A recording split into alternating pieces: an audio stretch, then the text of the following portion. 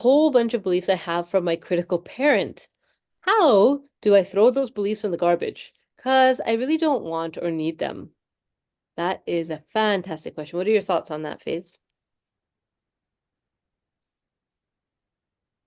Oh, still working on the read stream. Sorry, I'm not fully listening in yet. Trying to get things fixed. Trying not to let this create doubt in me. Okay. All I have to do is make sure the technology is working. Can't even get that. You're good. We're doing it. It's okay. Yeah, we'll figure it out. Um, Sorry. Okay, go back. Go So back. I'm going to read the comment again. So the person saying, so there's a whole bunch of beliefs I have from my critical parent. How do I throw those beliefs in the garbage? Because I really don't want or need them. And then a happy face, smiley face, that face.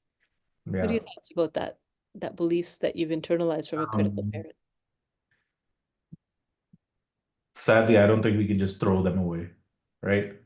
Because we've internalized it so much where it's become part of our this is pseudoscience. It's become part of our DNA, right? Like it's become part of our how we actually. I know Sarah loves it, but it's become part of how we just automatically act, right? So the idea is not. I mean, yes, do we not agree with them? Yeah, right. But the first part is to observe it, observe where they actually show up, because those patterns and those beliefs might not show up in every place, right? Like Mm, if if you were to ask me about work, right? When I'm working for somebody else, my decision making is somehow um, I'm very confident as well as I'm very decisive and being able to push through without any doubts. hmm. But when it comes to our business, comes to home, comes to the personal life, it's like, ooh, is this the right home? Are we right? Like, so all of that decision making shows up. So why is that? Right? Because now this is something I'm putting out into the world. I'm actually responsible for. And one of the core beliefs that I used to believe in, and I'm still working through, is that I I don't actually have the ability to be an adult. Hmm. I'm not worthy of making important decisions for the family, right? Like, so these were just like, where did, how they showed up? Yes, there's a whole story behind it, right? I can let go of the story, but those beliefs still show up and it still show up in certain places where within the home, within finances, all of those places where now it's impacting more than just me, So right? Yeah, go for it. sorry. Go. Yeah. So what I would expand the question. So one of the theories in psychology is called internal family systems, and they talk about all the different parts of us. And one of the really strong messages in that theory, and there's a few other theories as well, is this idea of acceptance, right? So we actually honor whatever's coming up, even if it feels dysfunctional. So even those beliefs from the critical parent, rather than like throwing them in the garbage, we actually start to get curious about what's been the upside of having this belief about myself? What's actually been the silver lining for me all these years that I've held on to this belief about myself? Is there an upside? Because the philosophy is that we only be engage in behaviors and we only believe in certain thought patterns if there's some benefit for us. And the benefit could be as simple as I believe it's keeping me humble. That could be it. It could be, and because when I stay humble, I'll be more likable. And so therefore, I'm staying humble by thinking this bad thing about ourselves, for example. And it's deep unconscious. Like it's actually takes a bit of digging to think that through. You might need to journal that out. But what are so that person who asked that question, if you feel comfortable, you can maybe share one of the critical beliefs, or the bunch of beliefs from your critical parent, and maybe one of those, and let's see if we can find the value in that, like where it was actually helpful to us. Because rather than rejecting parts of ourselves, the idea is to embrace all the parts, right? There's room for all the parts of us, and I don't have to cut off parts of myself because that's what got us in trouble in the first place, is trying to cut off parts of ourselves to become something that society wanted of us. And now the opportunity is to start embracing even the dark, even the shadow, right? That we bring it back. So maybe you could share if you're comfortable. Yeah. And I'm going to So read somebody another. is just asking me, on like who is talking when you hear you are not an adult, right? I mean, the immediate answer was my That father. question. It Yeah. was my father's voice. So then that tells you what? Well, so when I did the work on it, yes, father's voice, what it actually, like the how it helped me was I was actually willing to reach out to other people to help me and, kind of build partnerships and put my controlling side a little bit to the side, right? Like, but when I went even deeper, that voice was like generations of men being told that they're not good enough, that they're not worthy enough to be making decisions, right? Like so my if I go back and look at my father's story and my father's life and how when he lost his father, but he had to depend on other people, right? Like he didn't have a voice in the family. And that just continues. But then if I go back, hear stories about my grandfather, it's kind of a similar story. So sometimes I think again it's easy to say, okay, this one piece was is some a voice that's deep in me. But if I look back, it's a Mm, generational trauma, generational pattern that I'm willing to look at, mm, right? And so when somebody I think was asking earlier, how can I just discard it? Like imagine like discarding generations of pattern that easily, right? mm. Like I can't disregard something that I've been doing for the last 10 years very easily. But to Right. disregard something that's been happening, at least in For my family, for generations, right. to disregard it, like it won't happen overnight. I think it can happen. It is happening. I think part of it is just to listen to that voice, give it room, and say, Mhm. yeah, I hear you, but I don't believe you. Mm, Right? And it's like, I hear you and I don't believe you. Right. And to be able to kind of still make those other choices that I needed to make. But part of it is just that it's a work, right? And one of the things that I think Sarah, you, me, Texas, and Monique have been talking about is how do we now make this real? How do we make um, this all of this learning, how do we make it practical and how do we implement it in our lives? How do we mhm. ground in this work, Right. Yeah, right? because otherwise, like, we can have all these great ideas, but there's a disconnect, right, between knowing the stuff but actually feeling better. So how do we do that? And so this person that had asked that question is saying the belief system or the critical thought is I'm lazy and I won't amount to anything. And then the second part of that is, in fact, when asked what they thought I should be when I grow up, the answer was a kept woman. Mm, Okay, so I'm lazy and I won't amount to anything, and I should just be a kept woman because that's all I can manage. Now let's look at that. Let's dig into that a little bit, right? So, um, what is the upside of being, when I hear a kept woman, what that means to me is like a like a rich man's wife is we kind of call it, like somebody who just kind of doesn't have to do much and they can just do whatever they want because they don't have to maybe earn money or something like that. Is that kind of what the meaning is, I think?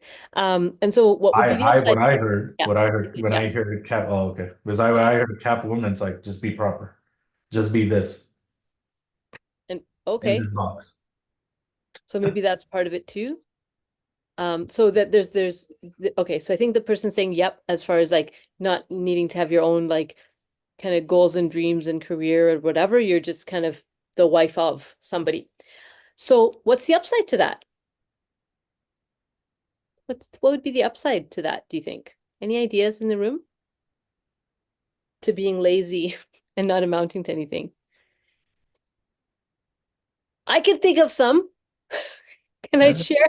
Can I share what I think might be the upside to that? Maybe is freedom. Someone else is saying you know how to relax. You How's get to that do freedom? what you How's want. that freedom? Freedom because there's no pressure to work or have a job or have to earn money, or you could just do what you want. Someone's saying less stress. no decisions, no responsibility. Um, yeah, exactly. So it wasn't given with an upside, right? So the person saying, I don't think it was given with an upside. The way that it was said, the way that it was judged on you was this is a bad thing, right? Like all you're going to amount to is just to be a kept woman. And so with these core beliefs, what we can do is, this is what I was talking about before, to start to see them, to start to see beyond the downside of that thing, right? To take it out of the shadow and say, if it wasn't all bad, if there was some good to this, what might be the good to this? And so that's what we're kind of brainstorming now as a group. So I'm going to repeat what some of the people have said. So you know how to relax. You don't need to take responsibility for things and have hard decisions to make. You're less stressed. A person like that can really help balance out a type A partner. Good point. Yeah. So it's like if you have a really, really driven partner, it can be nice to be the person who's kind of holding space for that. You could choose to spend your life doing volunteer work. Totally different. And notice the energy. There's like a different buzz. When you say a kept woman, it feels like a trap. It feels like, to me, it feels like a cage. You're kept versus saying, oh, wait, and so what we do then is we take away some of the power of the jab. We take away some of the jab of that belief, right? Because it's like, I'm not going to amount to something. I'm lazy. I'm not ambitious. I'm not driven. And so I'm going to be a kept woman. Okay.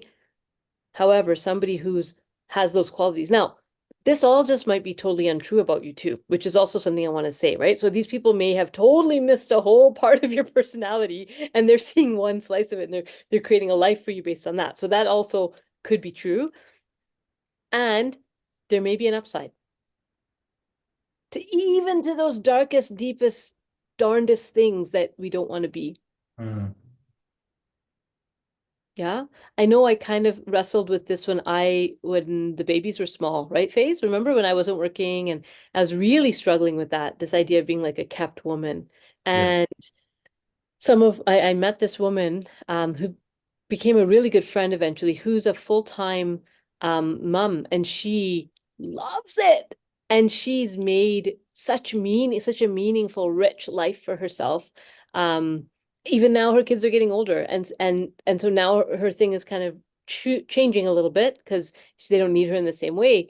But for her to, she would just talk all the time about how grateful she was to be able to dedicate herself to the raising of her children, which was very different than me, who was feeling like guilty and lazy and like I wasn't fulfilling my potential because I was not working, right? So again, different perspectives on a very similar outward appearance of mothering. And I think a big part of that, I don't know if this person necessarily has kids or not, but I think there's also kind of like a cultural, societal expectation, right, of what that means to be like you failed somehow if you're a kept woman. I'm using quotations in that. So Yeah. there's some And thoughts. What, some cultures also will say you failed if you're not a kept woman. well, there you Right. go. Right, right. Yeah. So I'm going to move to so if that person has anything else to kind of close this conversation, feel free to share. There's another comment here that I wanted to read out. So someone else saying, I've been known to be a smart person, in quotations, a smart person. And over the years, I've realized that people, for example, my parents, are so hard on me when I make mistakes. I also find people don't try and help me, even if I need help. They think Mm. I can or should be able to solve my own problems. Faizan, want to speak to that?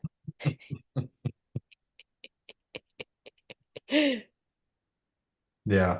Well, I think my problem was I wouldn't even ask for help, right? It's not that, I don't know. I think there are enough people willing to help if I just reach out. Um, Maybe not the people you want to help you. That's yeah, the yeah, maybe not the people I want, but there are a lot of people who would be willing to step up and help for sure. Yeah, I mean, this smart thing and this mistake piece also comes, you know, there's a lot of factors that play into it, right? Well, especially for us as immigrants, it was just like you made like every decision, everything that you did held so much power and had so much impact, supposedly. Like it was right? heavy, it was weighted. Yeah, The weight. like not coming, not getting straight A's in sixth grade. It's like, oh, you might as well drop out of school. Right? Like it was just but Like that all or pressure was nothing there. kind of, all Yeah. or nothing. Yeah, whether it was called out or not, that pressure was there, right? Like the pressure of like, this is right, everything that you did, everything you do, amounts to the greatest impact of your life, right? Like so, how you drive, how many tickets you get, also who you marry, right? Like it's at the same level. It, there's no different weight. Are you comparing me to a speeding ticket right now? Is that what's happening? I try avoiding speeding tickets. So,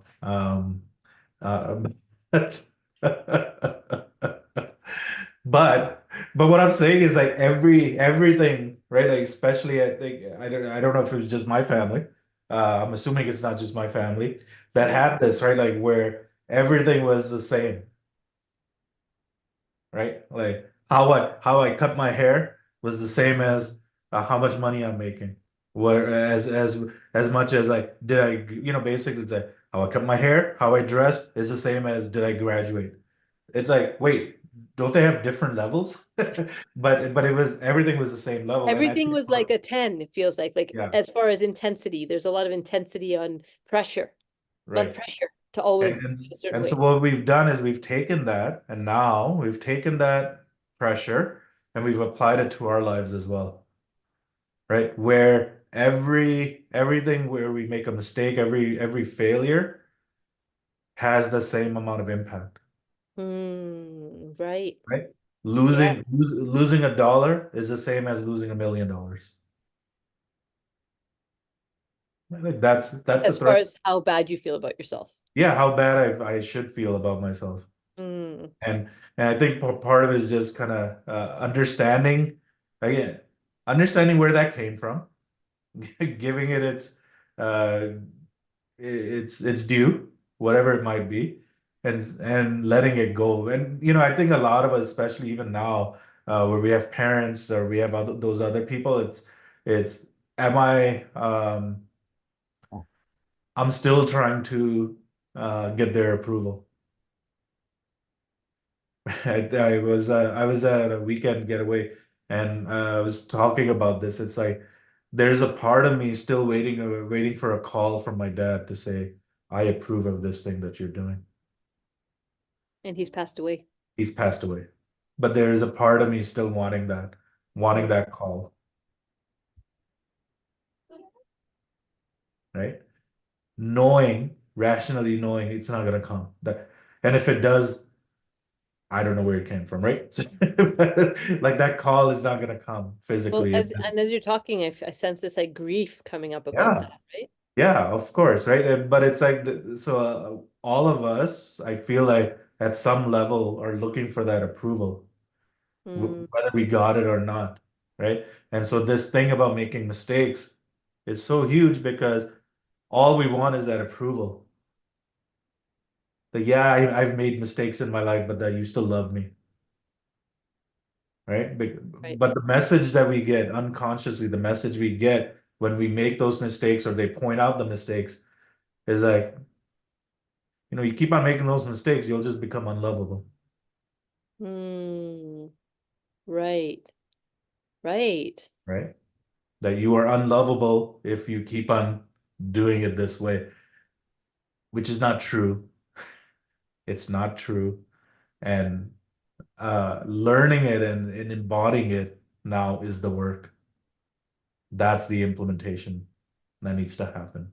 So to close the loop on that other question about the the lazy and the not going to amount to anything, that conversation, that person replied and said, that parent didn't know me. Right? Mm. Remember, we're like maybe they just don't know you and they were just Yeah. seeing. So it sounds like in that situation, that's what was happening. And then kind of a sad face emoji, right? And there's that grief about how could you not know me and think that this is all you see? Like you look at me and that's all you see? Like that's not even me. What a shame that you don't know me. Yeah. Yeah. But isn't it funny that that person who doesn't even know us, who made an opinion about us, then that voice internalizes and we believe it, even though we know rationally that's not the truth about who I am, Mm. Yeah. right? It's so strange how that happens. Yeah. Yeah. And there is, I think as we get this is the last day, right? Of we're gonna talk about self-doubt. Hmm. And so as we get closer and deeper into self-doubt, I hope you're noticing there is this deeper level of work, deeper level of sadness, deeper level of maybe gratitude, of understanding what some of those, like Sarah was talking about, what are some of the positives that have um, come because of these doubts, possibly, or these voices, these core beliefs, and how now we the integration is at that deeper level. The true work is at that deeper level uh, where we have to face. Like this weekend, I had, I haven't processed it. I'm processing it now, I guess, with you, Sarah. Right, like this weekend, it was just like for me, it was like that call is not going to come now. Mm, And maybe I was holding out hope for all these years that call might come. mm, Now that call is not going to come. And so who actually is going to tell me that they approve of me? right. Like it's not somebody outside. It's got to be somewhere, somebody inside that has to bring up that voice, that bring has to say you're okay. Yeah. Yeah. But as you can see, I don't know if you feel the energy shifting, Hmm. that as we get deeper and deeper into this work and we go there, there's more potential. And it's more uncomfortable. It's more uncomfortable, yeah.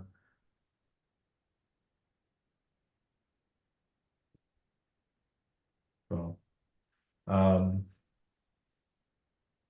yeah, anyway, so um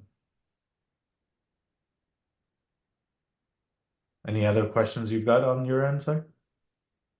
Well, you mentioned that today's our last day of talking about self-doubt. And next month we actually go into perfectionism. So the which is kind of a, if you think about it, almost the opposite extreme, right? So self-doubt's like I can't get anything right, and perfectionism's like I can't get anything wrong. Mm, And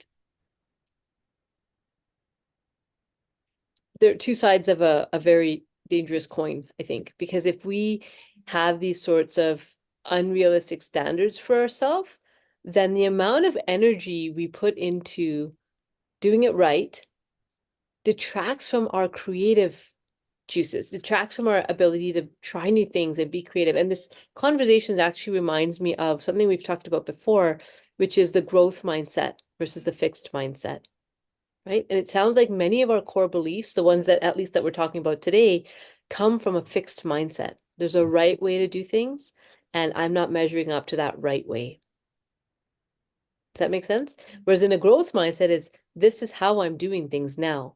And it's working for me now. And when it stops working for me, I'll change and I'll adapt and I'll adjust, right? So it's the difference between, like, I think of and not that one's right or wrong, right? It's just different. I think about in gardens, for example, right? So there's in some of the gardens in our neighborhood, there's these hedges and they're very like manicured, right? So it's like the people come out and they cut the hedges so that they have this like nice rounded shape and it's really aesthetic and it's really pretty and that looks nice to them. And then there's other houses like ours where we've stopped doing that manicure thing and we're just kind of letting them grow how they want to grow. And that's beautiful in kind of a different way, right? And so there's times when it makes sense to like strive for a certain like structured look. And then there's times when it makes sense to just let things be as they are and grow as they do. And so I think knowing when to pivot is like 90% of the battle, when knowing when it's time to do the pruning and actually make something look a specific way and when it's appropriate to just let things be wild. Of course, I have to use plant metaphors. We're into spring people. There's going to be a lot more plants coming up in my conversation. But it's, I'm thinking of that snake plant in the back there. And just before I left, I did some grooming to it because there were some leaves that were blackening and they were turning weird. And I had to cut some things off, right?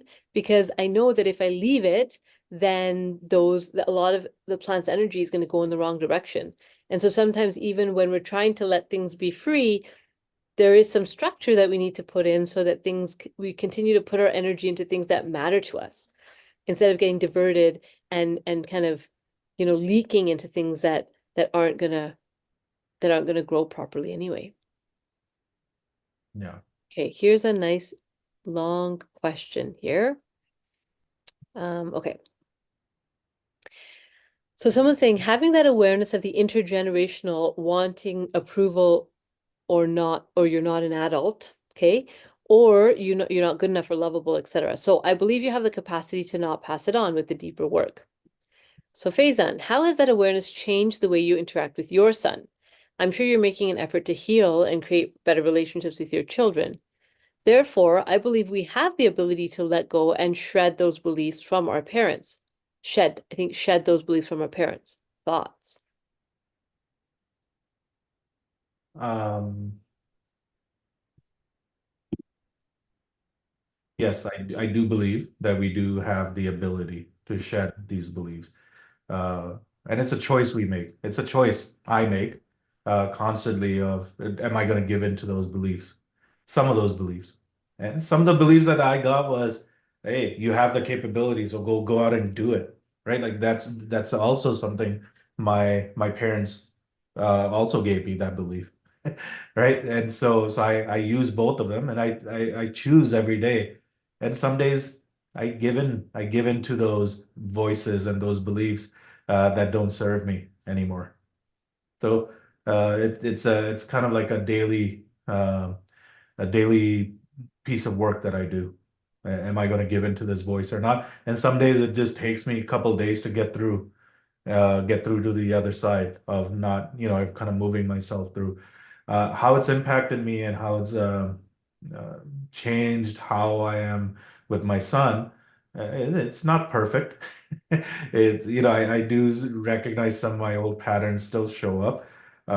But I find I find myself asking, what did I need at 14 and 15 and 11 and all of those different ages. I do keep myself I find myself asking those questions a lot more, right? And I'm not perfect with it. I'm not able to give him everything that he needs, and that's just part of his journey as well, right? The patterns that he's gonna have to clear. But I'm hoping that that at least I'm more aware, and I know different from my parents. I don't know about you, Sire. I can at least say sorry when I Hmm. when I mess up, and it's just a different skill that And I've you learned can that say they didn't sorry have. and not say, well, sorry, everything I do is wrong, isn't it?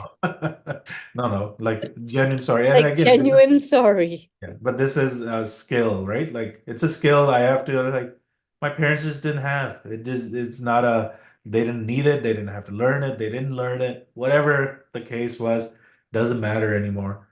It's just a skill that I've had to learn to say, hey, this isn't about me. This is about us. And so for that sake of relationship, can I truly not just say sorry just because that will push it aside, but actually take true accountability and responsibility for my actions and for the words that I speak, all of those things with that intention and hopefully model that for him as well, that he can then, when his friends are in trouble, or if he decides to have his own, kind of own kids at some point, that he's able to then pass that on as well.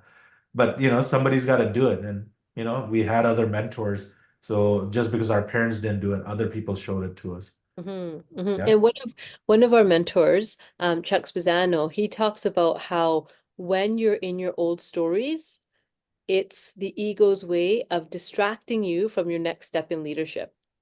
This is so important. It was what 2 or 3 weeks ago Texas and I did a workshop together on spiritual, the 6 building blocks of spiritual alignment.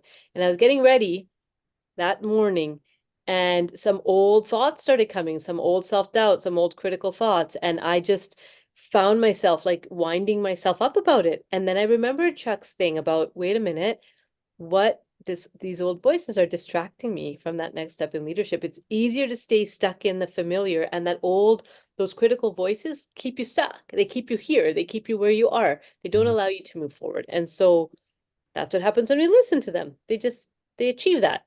And I was Faizan reminded me about that, right? Like, what are you being asked to step into? Yeah.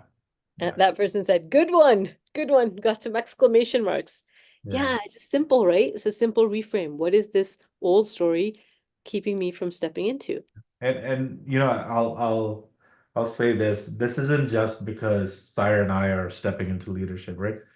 When you're showing up here, the people that are showing up here are also being called into step into leadership. And leadership doesn't have to look the same, right? Leadership doesn't mean you're running 100-person workshops and leading, being the CEO of a company or whatever, whatever we think of the archetype of a leader. But a leader is somebody who, the neighborhood kids can just come to and say, hey, you've got something. So you might be holding that space as a leader. The leadership might be, that one person in your community that looks at you and say, hey, can you just come and hang out with me? Hmm. Whatever it might be, like, I I just think, like being around you. yeah. Something So about you that just feels good to be around. there's different levels of leadership, right? And I think it's important for us to know that when we're doing this work and all of these voices are it's like I'm doing it now, more and more voices are coming up now, more and more the core beliefs are coming up. Why am I feeling even sadder? Mm, And it's because we're being asked to now let go of more so we can have more capacity hmm. for that leadership role. Right. Again, leadership role doesn't mean what we think it means, right? It could just be in your families and your community. It doesn't have to come with a title. And I think it's important that, the folks that are coming here realize that Yeah. you're coming here because there is a part of you ready to go even deeper into your level of leadership, whatever that might look like for you. There was something that used to happen. So one of our teachers, Henri McKinnon, he would do these workshops. And in the workshops, I would hear him saying to participants, to like everybody or anybody, you are the heart of the family. Mm. And I'd be so confused. I'm like, well, how can you be the heart of the family if I'm also the heart of the family and my brother's also the heart of the family, my mom's also? That doesn't make any sense, right? But as I observed him and I learned from him and I got more coaching and like mentorship from him, what I started to see is that each one of us at any moment in time can claim that role. Whoever's the most healed in any given moment can step in and claim the role of heart of the family at any moment. And now imagine if there's 2 or 3 or 5 people in your family that are all kind of saying, yes, I'm willing to be that open-hearted, loving space for people to land in my family. Like imagine how we could transform families. And when Faizan and I started this work many, many, many years ago, our goal, our mission was 1 million families touched, 1 million families impacted. That's what we were hoping for Dragonfly. And so we might never meet many of those people because maybe the only person that comes to a thing like this is you. And then maybe you talk to one person and then they talk to one, and then that family's touched who you and I will never even meet or know about because of some wise thing that was said or even just your presence, Mhm. right? So all we're asking is that more and more and more of us come into our day-to-day lives with those big open hearts. And we can do that more easily if we're not doubting ourselves, if we're not criticizing ourselves, if we're actually there and loving for ourselves, then we can show up for other people in that really open way. And and if you are criticizing yourselves, if you are doubting yourselves, using that as an opportunity to go even deeper, because that's Mhm. what it is there. It's available to us to either be of disservice to us or of service to us. And the disservice is that I ignore it and I give into it and I don't actually step into what I'm being asked to step into, whatever that might be. Mhm. The service is, okay, I'm gonna go look at that voice. I'm gonna go feel that sadness. I'm gonna go cry that tear and I'm gonna do whatever is needs to be done so I can get on the other side and say, yeah, I'm gonna model this for you. I'm gonna model this for you to say, right, to be able to have safety in me, that you can always come to me. But for people to come to you, you have to be authentic and genuine in your own work, Mm-hmm. right? Like you have to do that work because you can only, uh, it's like a gate. If I open the gate just this much, well, only a certain amount of things can get in. Open the gate a little bit wider, more things can get in. Open them wider, even wider, maybe a car can get in, right? Maybe a bus can get in if I open it more. But it requires us again to do that work and create that capacity within ourselves to take up more, to give more, to receive more. All of that is by going deeper. I know that we took this conversation with the core beliefs kind of into doing our work. Any kind of last, like we've got about 7 or so minutes here. Any kind of last words? Or Uh, questions, since it's yeah.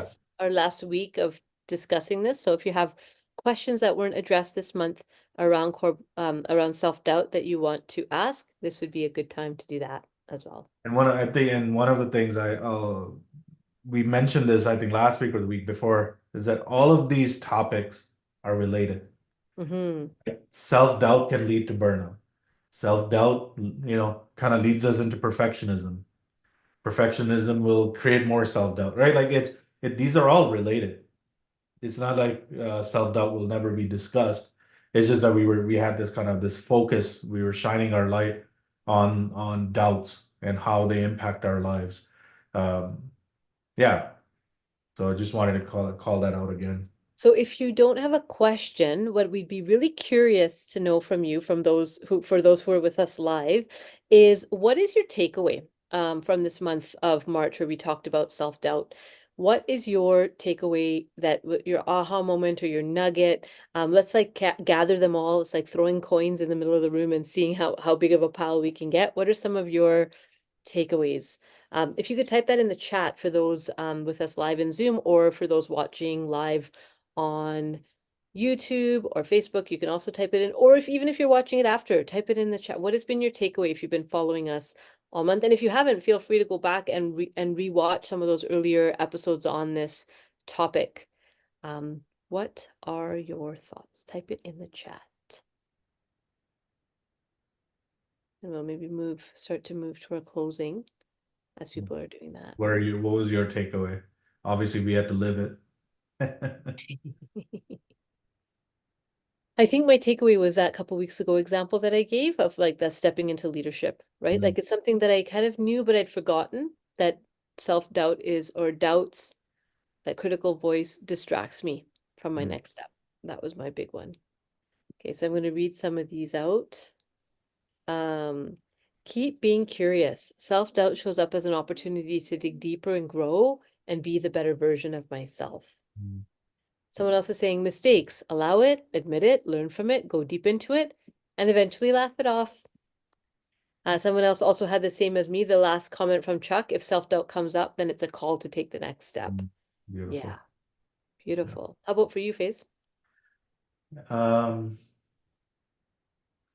think the biggest, I guess, from living it this month and going to what I went to over the weekend, it was just that I'm more than those voices, and I have more capacity than I give myself credit for, Mm, right? And part of me is like I've been playing small, and now it's time to step up.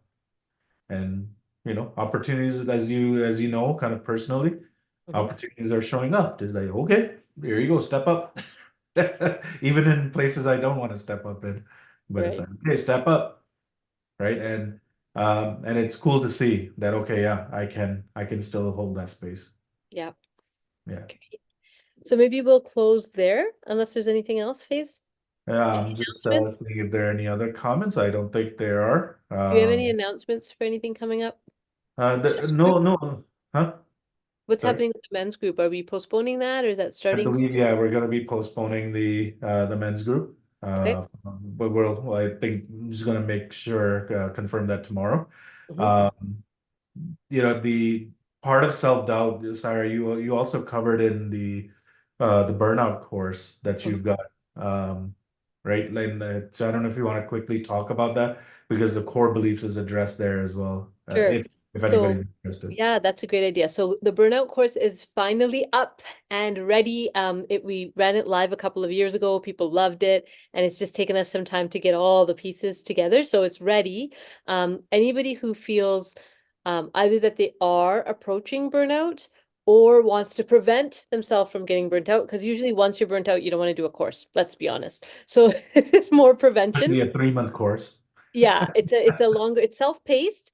Um, so you can kind of take as long or as little as you want, but we say it takes about like 12-ish weeks or so to get through it. And it's called Hustle Culture Detox, Beating Burnout for Good. Hustle Culture Detox, Beating Burnout for Good. So what it looks like is every week you get a few videos. They're about maybe anywhere from 4 to 10 minutes each. It's me talking about a different concept. And there's also in through those videos, you're going to be doing some journaling and some worksheets, and it's very interactive. So you're not just watching, you're actually doing the self-reflection work as well. And there's a few different topics.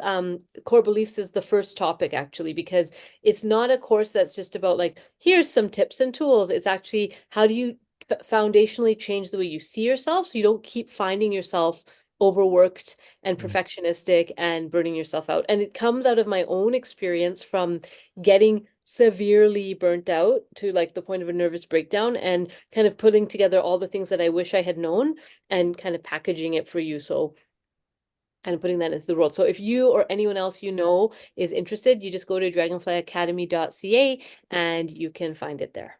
And Sarah told me that I need to take that course again. So there's that. Yeah. So Uh, someone's saying, thank you, may you all be blessed. You can do it, Faizan. We bet on you. Dr. S, take the next step. You're awesome. Thank you for the support. Someone else is saying, love this. So see us next Monday if you can make it, and keep coming back. Next week, next month is perfectionism. See you later, everyone. pass it on to other people if hopefully they'll get something out. Thanks everyone, and See you we next will time. see you all next time.